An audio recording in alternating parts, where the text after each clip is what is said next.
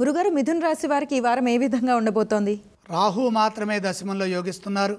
ముఖ్యమైన కార్యక్రమాల్లో శ్రద్ధ వహించాలి, పట్టుదలతో పనిచేసి విజయం సాధించాలి. తోటివారి అవసరం పెరుగుతుంది. ఏకాగ్రతకు భంగం కలగకుండా జాగ్రత్తగా బాధ్యతలని పూర్తి చేయండి.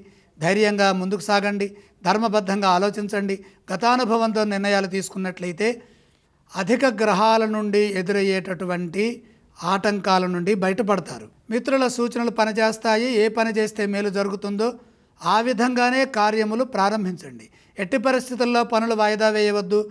నిదానంగానైనా మీరు చేయవలసిన పనులు మీరు జాగ్రత్తగా ఒత్తిడి లేకుండా పూర్తి చేయండి.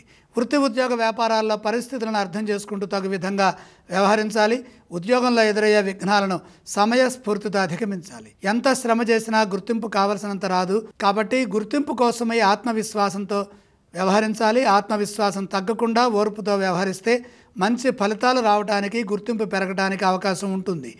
అలాగే వ్యాపారంలో ఇబ్బందులు ఎదురుకాకుండా దృఢ సంకల్పంతో పనిచేయాలి. కొందరు కావాలని మనకి ఆటంకాలు కలిగించాలని ప్రయత్నం చేస్తారు. కాబట్టి విసుగు చెందకుండా ఓర్పు సహనంతో ముందుకు సాగాలి. ఈ రాశి వారు ఏ స్తోత్రాలను పఠిస్తే శుభ ఫలితాలు కలుగుతాయి? మిథున రాశి వారు నవగ్రహ శ్లోకాలు చదువుకోవాలి. ఈ రాశి వారు ఏ ఆలయాలను సందర్శించాలి? నవగ్రహాలని దర్శించడం మంచిది. ఈ రాశి వారు ఏవేవి దానం చేస్తే మంచిదంటారు? నవధాన్యము నవగ్రహాల దగ్గర ఉంచి నమస్కారం చేయండి.